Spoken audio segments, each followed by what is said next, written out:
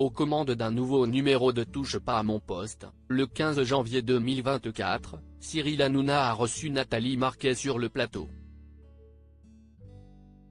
La veuve de Jean-Pierre Pernaut est venue parler de son livre intitulé Un signe de toi, son âme guide mes pas.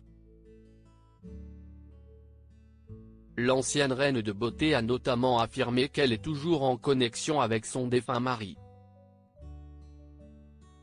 Dans le talk-show, l'invité a aussi évoqué les causes de la mort de son époux. Selon ses propos, la troisième dose du vaccin contre le Covid-19 aurait été à l'origine du décès du regretté journaliste. Farouchement opposée au vaccin, Myriam Palomba s'est exprimée à son tour.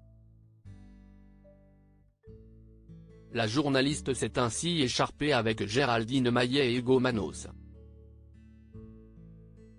Géraldine Maillet et Hugo Manos @Dr Myriam Palomba sort de ses gonds suite au décès de Jean-Pierre Pernaut. Les médecins auraient clairement indiqué à Nathalie Marquet d'expliquer à la presse que son époux est mort des suites d'un cancer du poumon et non de la troisième dose du vaccin contre le Covid-19. Seulement voilà, la maman de Lou et Tom a décidé de révéler la vérité. Elle en est persuadée et Myriam Palomba a profité de cette occasion pour donner un avis tranché. On a obligé des gens qui ne risquaient rien à se faire vacciner et qui prenaient plus de risques avec le vaccin qu'avec le Covid. Le compagnon de Laurent Ruquier est alors intervenu. Ce n'est pas en tweetant toute la journée des théories complotistes comme le fait Myriam que ça va changer. Géraldine Maillet en a ensuite remis une couche. La romancière a en effet parlé des manifestations anti-pass et anti-vaccin. Il y avait toute la frange antisémite, a-t-elle lancé.